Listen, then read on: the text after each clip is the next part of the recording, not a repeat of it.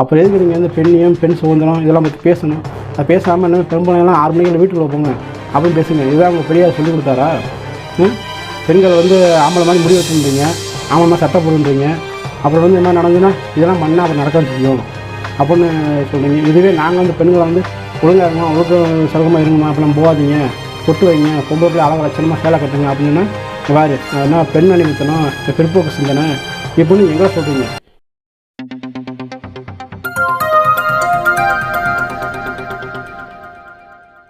ஒரு பொண்ணுக்கு வந்து அநியாயம் நடந்திருக்கே அப்படின்னு நம்ம வந்து ஏதாவது ஒரு கேள்வி கேட்டால் உடனே இதுக்கு முன்னாடி நடந்த ஆட்சியில் வந்து பொள்ளாச்சி சம்பவம் எப்படி, அப்போல்லாம் நீங்கள் வாய்த்து வந்தீங்களா, அப்படியா இப்படியான்றீங்க.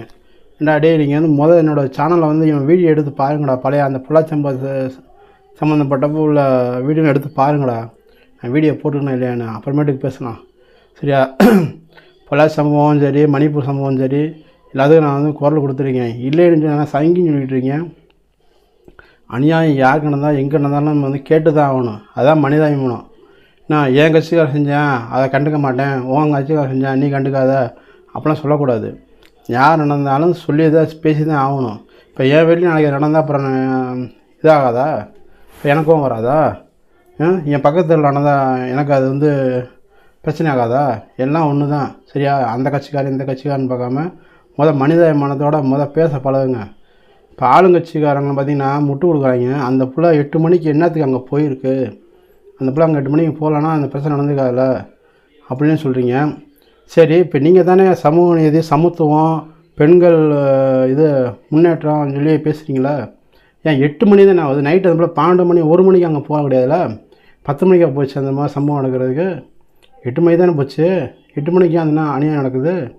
அப்போ காவல்துறை, அங்கே உள்ள பாதுகாப்பு என்ன நடந்துச்சு? அங்கே சிசிடிவி கூட வைக்க உங்களால் முடியல. இதை நீங்கள் ஆமான்னு ஒத்துக்க மாட்டீங்க. பழைய தூக்கி அந்த பொண்ணு மேலேயும் அந்த கூட அந்த பையன் மேலேயும் அதுக்கு ஆதரவு பேசுகிறவங்கள மேலேயும் பேசுகிறீங்க. இதுக்கு எங்கிட்டே மடக்கு கேள்வி கேட்குறீங்க. பிஜேபி ஆளும் மாநிலத்தில் பார்த்திங்கன்னா ஒரு குடிகாரன் வந்து மன வளர்ச்சி இல்லாத ஒருத்தர் மேலே மூத்திரம் அடிச்சு விட்டேன். உடனே அதை பெருசாக பேசுகிறீங்க. அங்கே ஏதாவது நடந்துச்சுன்னா உடனே பெருசாக பேசுகிறீங்க. மணிப்பூர் சம்பவத்துக்கு வந்து நம்ம மாண்புமிகு எம்பி கனிமொழி அம்மா வந்து இப்போ என்ன பண்ணாங்க, கருப்பு செலவிட்டு மெழுகுபத்தி காட்டினாங்களே. இங்கே வந்து நடந்ததுக்கு என்ன கேள்வி கேட்டால் அப்படியே இருக்குமோ இப்படியே இருக்கலாமோ அப்படின்றாங்க. ஏம்மா, இந்த காலத்தில் இவ்வளோ பொய் சொல்கிறீங்களே, உங்கள் கூட நின்று ஃபோட்டோ எடுத்தது, உங்கள் கட்சிக்காரங்க கூட வந்து சால்வை போத்துனது எல்லாத்துலேயும் அவன் கலந்துருக்கேன். கடைசியில் அவன் எங்கள் கட்சிக்காரனே கிடையாது, ஃபோட்டோவில் இருந்து எல்லாம் ஒத்துக்க முடியுமா? அப்படின்னா எதுக்குமா? இப்போ இதுவே பாஜக ஆளும் மாநிலத்தில் வந்து நடந்திருக்கு. அந்த குற்றவாளி வந்து இவனா ஒரு பிஜேபிக்காரன், இவனோ நீங்கள் சந்த பொந்தில் பிஜேபி கூடிய வச்சுருக்கீங்க, அவங்க கூட என்ன உடனே அவங்க கூட ஒன்று சேர்ந்த பேசலாமா? இது மட்டும் அப்போ மட்டும் உங்களுக்கு எங்கே போச்சு நியாயம்?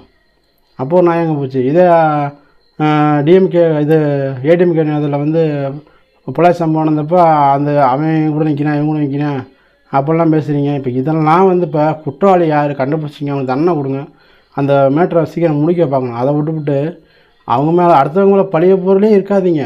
குற்றவாளி மாட்டிட்டான், அவன் தண்டனை வாங்கி கொடுக்கணும், இதுமாதிரி பொதுமக்கள் பேசாதீங்க, இதுமாதிரி சரி செய்வோம் அப்படின்னு சொல்ல வாய் வர மாட்டேங்குது. அங்கே சரி, அங்கே எப்படி இருக்குது, இங்கே எப்படி இருக்குது, அவங்க ஆட்சி காலத்தில் எப்படி இருக்குன்னு ஏன் இன்னும் அடுத்தவே மேலேயே பழி போடவே காத்திருக்கீங்க? எப்போ தான் நீங்கள் திருந்துவீங்க? ஓட்டு போகிற நாங்கள் தான் திருந்தணும். அது வந்து எப்போ நம்ம தமிழ்நாடு மக்கள்லாம் புரியும் தெரிய மாட்டேங்குது. இப்போ புதுசாக ஒரு பொருளை கிளப்பிக்கிட்டு பெண்கள்லாம் நாங்கள் பாதுகாப்பாக தான் இருக்கோம், பெண்கள் மகளிர் ஓபிஎஸ் அந்த குரூப் மாதிரி வந்து 200 பாய்ஸ்னு சொல்லுவாங்களே, அது மாதிரி 200 கேர்ள்ஸை கூப்பிட்டு வந்து நீங்கள் அந்த மாதிரி பண்ண மாதிரி தெரியுது. எங்களுக்கு சந்தேகமாக இருக்குது சரியா?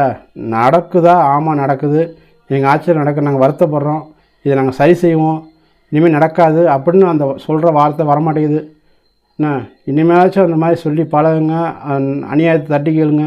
அது எவனாக இருந்தாலும் சரி, எந்த கட்சிக்காரனாலும் பார்க்காதீங்க.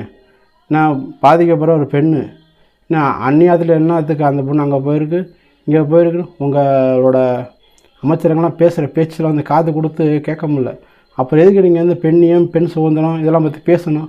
அது பேசாமல் என்ன பெண்பிள்ளைங்களாம் 6 மணிக்கு வீட்டுக்குள்ளே போங்க அப்படின்னு பேசுங்க. இதுதான் அவங்க பெரியார் சொல்லி கொடுத்தாரா?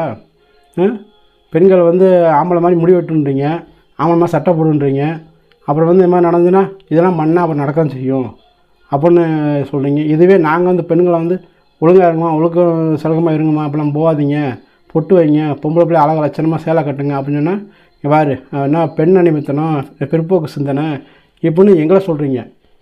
இப்போ யார் இப்போ நீங்களா? இப்போ நீங்கள் வந்து இப்போ சொல்கிற போது பார்த்தா நீங்கள் தான் சங்கியமாக தெரியுது. பெண்களை வந்து 8 மணிக்கு ஏங்க போகுது, 6 மணிக்கு வீட்டில் இருக்க வந்தேனே, காலேஜ் முடிஞ்சு வீட்டுக்கு போந்தேனே அப்படின்னு சொல்ல, அப்போ நீங்கள் தான் வந்து பிற்போக்குத்தனமாக இப்போ மேடை மேகி பேசிகிட்டீங்க. சரி, இது வந்து எப்படின்னா அரசியல்வாதி திருந்துனாங்களோ நம்ம திருந்தணும். மக்கள் திருந்தினா ஒரு மாற்றம் வரும். இனிமேச்சும் இந்த என்னோடய பாரம்பரியமாக நாங்கள் ஓட்டு போகிற கட்சி, பாரம்பரியமாக நாங்கள் இருக்கிற சமூகத்தை சார்ந்தவன் அங்கே இருக்கேன், பாரம்பரியமாக எங்கள் தெருவுக்காரன் உறவுக்காரன் வீட்டில் ஓட்டு போடாதீங்க, நமக்கு நல்லது செய்வான் அப்படின்னு அவனை பார்த்தா தெரியுமா, அவனுக்கு பார்த்து ஓட்டு போடுங்க. அப்போ தான் நம்மளாம் எல்லாம் முன்னேற முடியும். அது வந்து இப்போ வந்து நாங்கள் உங்களுக்காக பேசல, எனக்காக ஒட்டுமொத்த இந்தியாவில் அத்தனை பேர் தான் நான் பேசுகிறேன். எனக்காக சுயநலமாக நான் ஒன்றும் பேச கிடையாது, பொது நலமாக தான் நான் பேசுகிறேன்.